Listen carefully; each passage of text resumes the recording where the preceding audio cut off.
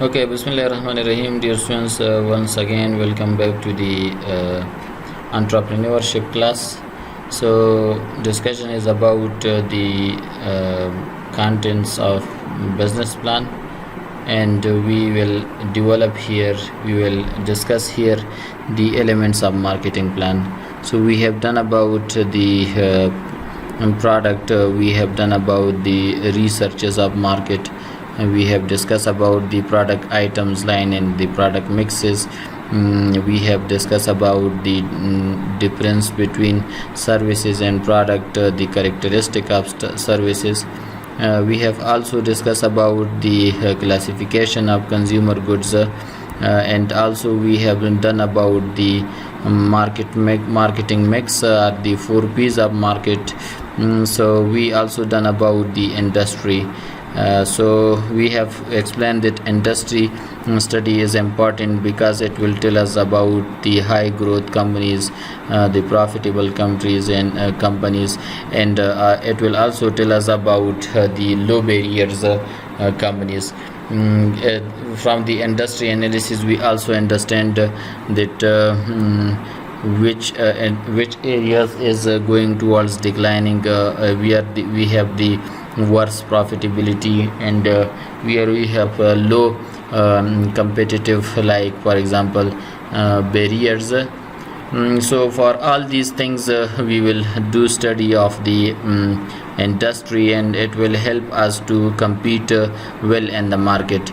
So to learn in much more detail about the industry, so we can study about the 5 forces model of competition, and this model has been developed by Porters. Porters is one of the author of the he is one of the professor, and he have developed the 5 forces model. This model will help us to understand about the level of competition in an industry. So the Porter's first step in the industry is that we should study about rivalry among competitive firms, that how much is the level of competition, how much is they are enemy for one another, where they will compete with one another in the prices area or in the production area and provision of services, how they will like change due to the situation. So Porter's tells us, when you are studying the competition, so you should follow this model, and you should study the rivalry among competing firms. تاسو باید هغه کمپنیانو چې په دې انډستری کې کار کوي د هغې ترمنځ به هغه د ریویلري یا دشمنۍ هغه اندازه وګورئ چې څومره دوی یو بل ته لایک د په حیث د دشمن یا په حیث د کمپیټیو فارم چې دی رقابت کوي. نو وی شود انډرسټینډ اباؤٹ اٹ. After the rivalry study, we should move towards the another part, which are called that who is having the power of bargaining. Is the bargaining power in the hand of consumer, or it is in the hand of company? So when there is like for example perfect competition, if there is higher availability of the consumer goods, when there is high substitute products, so at that situation we may say that the bargaining power is in the hands of consumer, and they can they can purchase from different companies or from different organization. But if there is low level of competition, a low number of the companies, so the level or the power of bargaining will go towards the companies. So it is important for the person who will study the competition to know about the level of bargaining power of the consumer. Okay, dangerous. So bargaining power of consumer is important, that we should study it. So along with this, dear students, the if there is, like for example, a monopoly, so bargaining power is in the hand of company. But if there is perfect competition, so mean that bargaining power is in the hand of consumer. So it is the job of companies to study the level of competition well, and then they should develop strategies for their competition. Also, we may say that bargaining power is in the hand of suppliers. So who is suppliers? Suppliers are the people who will provide as raw materials. So the power of the competition, sometimes if we have low number of suppliers, so actually they may charge higher prices, they may not provide us quality product, or they may provide the product like for example with low level or with low quantity, which will affect our serving the customers policy, which will affect our company. We cannot serve our customer well if they for example increase the prices of the products, the prices of the raw materials. So what will happen? It will directly affect the prices of production. So we cannot, like for example, serve our customer well. We are necessary to increase the prices, to charge higher prices upon our customers. So this will affect the company serving policies for customers. Also, dear students, we may say their substitute product is one another part of the competition, and we should see the level of substitute products. Substitute products are the one that if the one product prices is increasing or if we have, like for example, the unavailability of one product, so what we will do, we will move towards the alternate of that product. Like for example, if in winter season the prices of meat is increasing, so what we will do, we will like move towards the beef of the sheep. Yeah, we will move towards the fish, or we will move towards the chicken. So these are the things which are substitute for the beef in the market, so for the meat in the market. So we may say that we should study the substitute, and then we should design our competition strategies for our company. Also, dear students, we may study the potential of the entrance and exit within the industry, and we should know that how many other companies are interested to get into this business, or how many companies will leave this business. So if the entrance level is higher, so we will face much more competition. But if there is the exit level is higher, so we should study that why these people will leave the industry. Like for example, if you see nowadays in Afghanistan, the education sector, so we have a lot of competition. Round about many university we have in Kabul city, so most of the owners of the universities are not anymore interested to keep their business for a long period of time. So see why? Because there is high level of competition, prices instability, the cost maximization, and also the government regulatories or the government regulation. These are some causes that people will leave the industry. So Potters will focus over on these 5 forces. When you are competing with companies, when you are entering to the competition, so you should study about the company's rivalry, about the bargaining power of suppliers, the bargaining power of consumers, the potential of substitute products, and also the level of entrance and exit within the industry. So dear students, I hope that you have understand about this topic, and we will move towards the next slide, which is about the key competitors and how we can analyze it. We will discuss it. Okay, dear students, now we will discuss about the key competitors. Key competitors are, like we may say, these are less in number, and these may be 10. They are small in number, and we should focus on 3 to 5 of them. We will see them and we will study much more detail about these competitors. Yes, it is possible we should study them, and we should target 3 to 5 of them, and we should choose less than 10 competitors for competition directly with our company or with our organization. So the درېونه تر پنځو باید په هغې کې چوز کړو او د هغې ډیټیل انفارمیشن چې څومره موږ ته ممکن وي باید لاس ته راوړو. The competitor data may be financial data. We should study about their financial data. Financial data may be their ratio analysis. These may be like, for example, their cash flow statement, their balance sheet, their income statement, and others. Also, we should study about the details about the products that they will offer to the market, their product mix, product line, and also their services details, information about the services that they will provide to the customers. We should also study about the geographic scope of the competitors, and how many geographies, how many places they will distribute their products, where do they have outlets, and how they will take work from these outlets and from these wholesalers and from their distribution channels. So we should study it.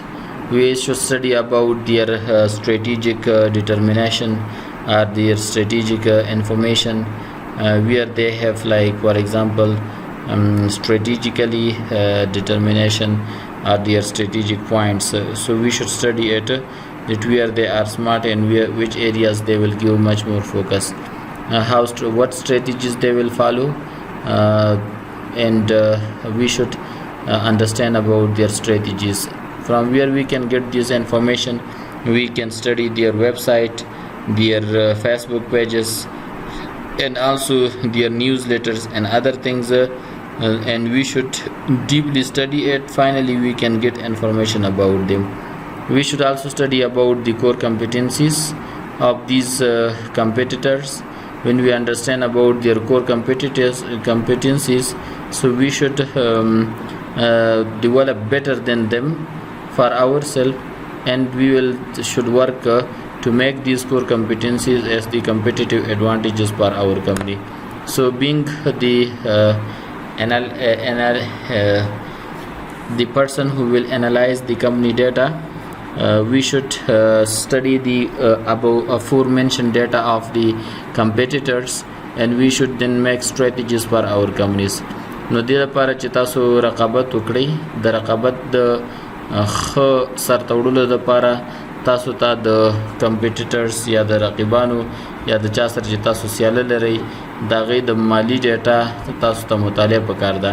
نو دا مطالعه کیدای شي د دوی د ریونیو په برخه کې شي، دا کیدای شي د دوی د بیلنس شیټ په برخه کې شي، کیدای شي د دوی د کیش فلو سټیټمنټ په برخه کې شي، او یا هم د دوی د سیلز او نورو هغه ریلیونټ ایریاز چې د فاینانس سره تعلق لري د هغې په برخه کې شي.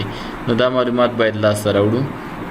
همدارنګې هغه پروډکټ یا تولیدات چې دوی مارکیټ ته عرضه کوي او هغه خدمات چې دوی مارکیټ کې مخکې وړي د هغې باره کې باید معلومات لاسته راوړو.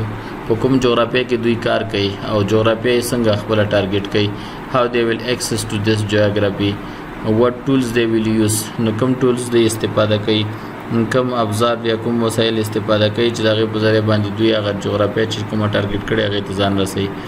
د دوی د هغه سټریټیجیک یا ستراتیژیک بیانونکي شیان څه شی دي، هغه سټریټیجیانې د دوی څه شی دي، کومې سټریټیجیانې دوی په فیوچر کې فالو کوي یا اوس کرنټلی د هغې څخه لایک فار ایگزامپل استفاده کوي. او همدارنګې د دوی کور کمپیټنسیز څه شی دي، یعنې هغه پوینټونه چې په هغې کې دوی لایک فار ایگزامپل د کمپیټیټرز نه سمارټ دي یا سترانګ دي، او څنګه کولی شي څنګه دوی خپل کمپیټیټیو ایډوانټیج دی نه استفاده کوي یا دی نه هغه ډیولپ کړی دی. نو د دې لپاره چې تاسو د کمپیټیشن په باره کې دقیق معلومات لاسته راوړئ، نو د هغوی د کمپیټیټرز هغه فاینانشل ډیټا مطالعه موږ دپاره څه ده لازمي ده. او بیا چې د بل سلایډ کې زموږ ډسکشن د کمپیریزن اباوټ کمپیټیټر دی، څنګه کولی شو چې د کمپیټیټر هغه موازنه وکړو یا یو بل سره هغه پرتله وکړو نو دا غوي د ریوینیو او د پروفټ کولای شي چې پرتله وکړو یا موږ چې ما مخکې ذکر وکړو چې ریشو انالیسس موږ د لپاره ښه سورس دی چې د هغې په ذریعه باندې موږ د کمپني انډیکس او یا هم د کمپیټیټر د پریویس ایئر او کرنٹ ایئر ټول ریشو انالیسس وګورو او خپل ځان ورسره کمپیر کړو. همدارنګه د کمپیریزن پرپز د لپاره مارکیټ شیرز چې د زموږ سره یو ډېر ښه سورس دی چې زموږ سره مارکیټ شیرز څومره دي او څنګه د دې نه موږ استفاده کړې ده. همدارنګه پروډکټ او سرویسز خصوصیات زموږ څنګه دي یعنی مین زموږ پروډکټ کوم خصوصیات لري یا هغه خدمات چې موږ یې عرضه کوو هغه کوم خصوصیات لري او زموږ د کمپیټیټرز کوم خاصیتونه لري. So we should check this shoulder by shoulders with one another. So also we should study about the critical success factors یعنی هغه کوم شیان دي چې زموږ د سکسس په برخه کې ډېر کریټیکل دي یا تنقیدي دي یا همیشه د پوینټ د رایز کولو بایس دي نو هغه کوم فیکټرز دي د هغې سټډي باید وشي او هغه باید یو بل سره کمپیر شي او همدارنګه دوی یو د بل نه څومره متفاوت دي هغه ډایورسیفیکیشن څومره دی هغه تفاوت یا تغییر څومره دی نو دا هغه شیان دي چې په دې کې تاسو د کمپیټیټر کمپیریزن کولی شئ. نو کمپیریزن یا مقایسه د دوه کمپیټیټرز تاسو د هغوی د عوایدونه او د پروفیټ د لحاظه کولی شئ په مارکیټ کې چې دوی څومره شیرز یا برخه لري د هغې په باره کې تاسو کولی شئ د تولید او د هغې د خدماتو د خصوصیاتو په باره کې تاسو مطالعه کولی شئ هغه فیکټورونه چې د کامیابۍ په برخه کې کریټیکلز دي یا ډېر تنقیدي دي د هغې مطالعه کولی شئ او تاسو دا هم باید په دې پوه شئ چې دلته هغه ډیګري اف ډایورسیفیکیشن څومره ده یعنې ستاسو هغه متفاوتوالی یو د بل سره څومره دی نو دا د کمپیریزن په برخه کې موږ سره کومک کولی شي.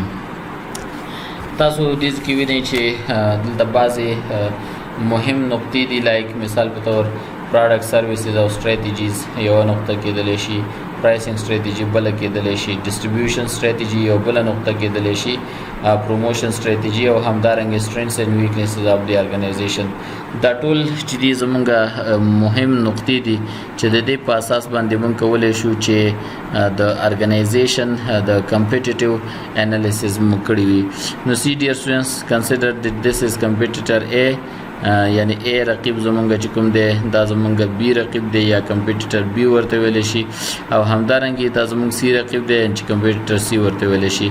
دا هغه نقطې دي چې په دې کې موږ د دوی سره خپل ځان کمپیریزن کوو هغه که د پروډکټ یا خدماتو په برخه کې که هغه د پرایسینګ په برخه کې که هغه د ډسټریبیوشن چینلز په برخه کې وي که د پروموشن په برخه کې وي او یا هم د قوتونو او د ضعفونو د نقطو په برخه کې وي نو موږ باید خپل کمپنیز یا خپل ارګنایزیشن په مارکیټ کې د خپل مارکیټینګ سټریټیجي د هغې د قوت نقطې او د ویکنیسز نقطو یو اسسمنټ وکړو د کمپیټیټر سره چې نه موږ لري نو کمپیټیټر A څنګه لري explain it over here ځان دپاره explain کړئ and then develop better strategies for your company or for your organization.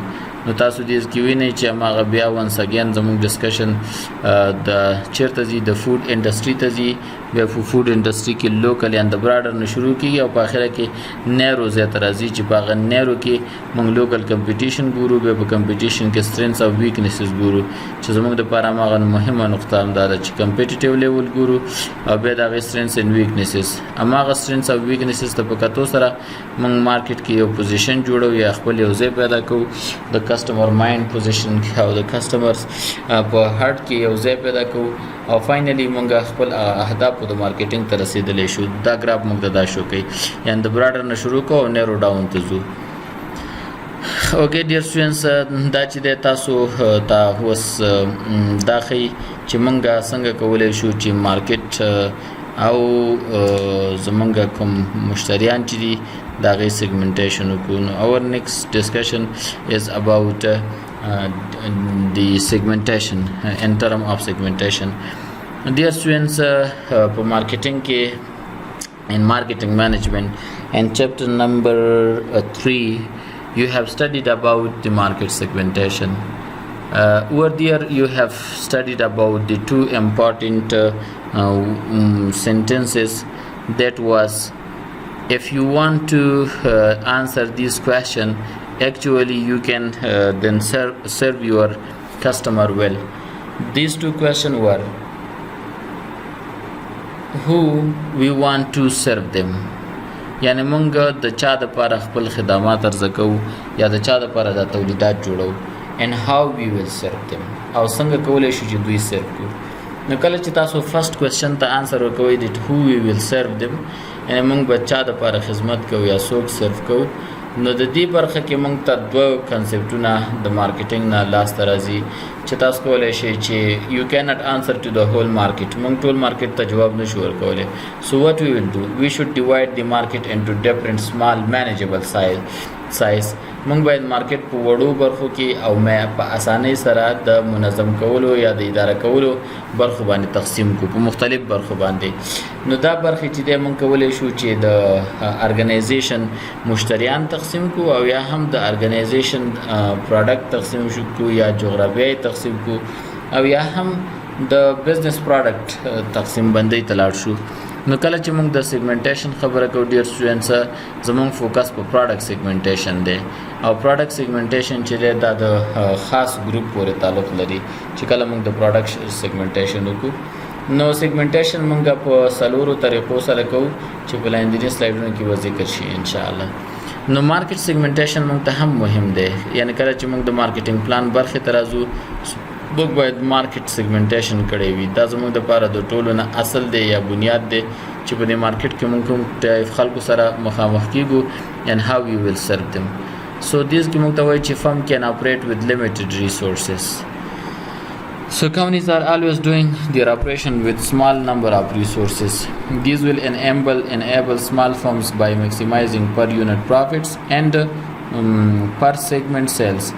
نو دا مارکیټ سیګمنټیشن چې دی وایي دا کومک کوي د وړو کمپنیانو سره چې خپل یونټ باندې پروفیټ لوړ کړي او په هر سیګمنټ کې چې دی د سیلز یا د فروشاتو هغه برخه لوړه کړي.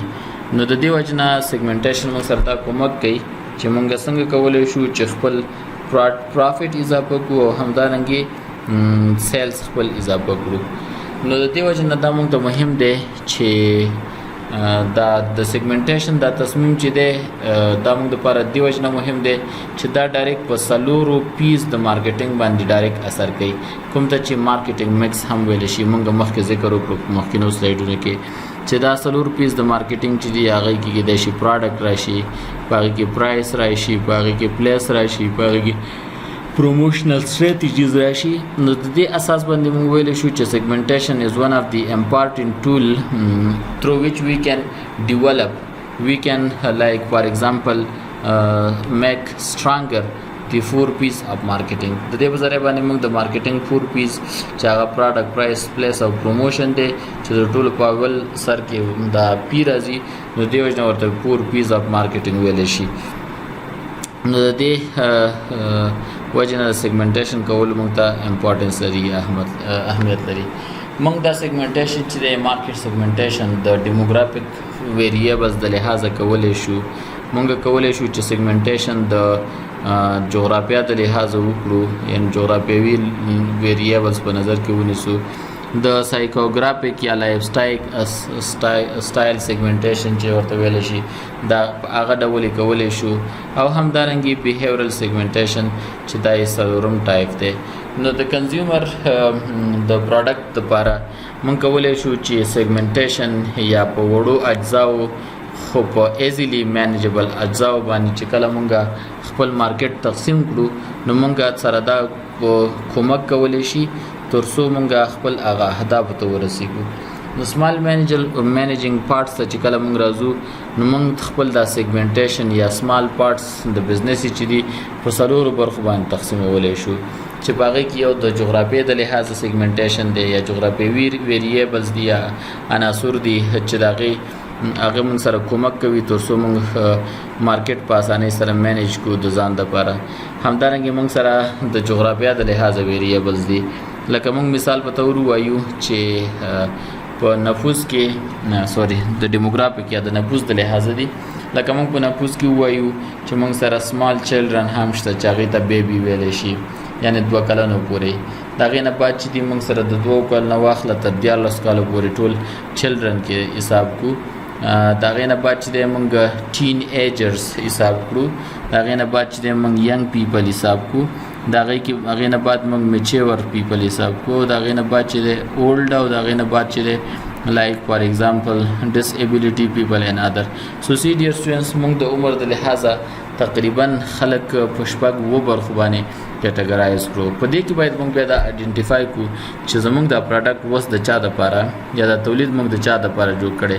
آیا هغه څوک چې 2 کاله عمر ولري یا د 2 کال نه کم عمر ولري، یا هغه څوک چې د 2 نه تر 12 کالو پورې یا 14 کالو پورې عمر متفاوت وي.